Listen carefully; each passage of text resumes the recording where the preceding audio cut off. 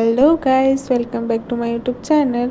তো এখন রান্না করে স্নান টান করে খেয়ে দিয়ে রেডি হয়ে বের হয়ে পড়েছি কলেজে যাওয়ার জন্য।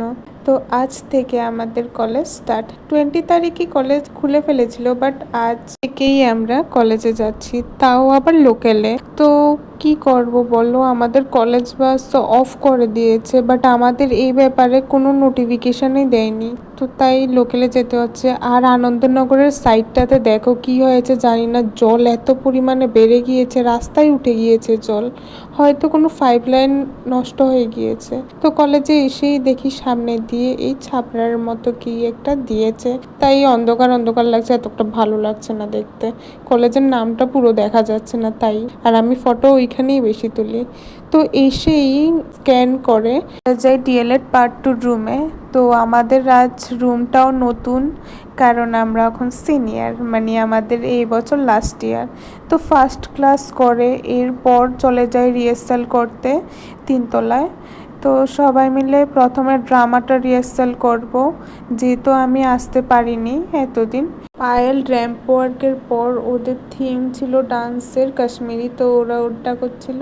আর আমি করছিলাম মারাঠি থিমটা, যেটাতে আমার ডান্সের পার্ট বেশি। আর তুষার তো জাস্ট নর্মাল তলোয়ার নিয়ে একটু হাঁটাহাঁটি করবে, জাস্ট এতটুকুই। ও তার জন্য খুব হ্যাপি, আর আমাকে দিয়েছে ডান্সের স্টেপগুলো।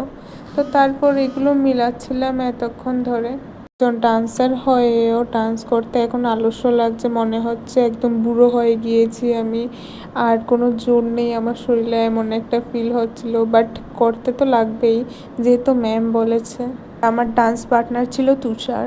তো এখন আমাদের একটু ব্রেক টাইম দিয়েছে খাওয়া দাওয়া করার জন্য। তো খাওয়া দাওয়া করে এখন আবার চলে যাচ্ছি 3 তলায় রিহার্সাল করার জন্য। তো দেখছি দিদি তারা ওদের ডান্সটা করছিল, তারপর ম্যাম এসেছিল আমাদের ড্রামাটা দেখার জন্য।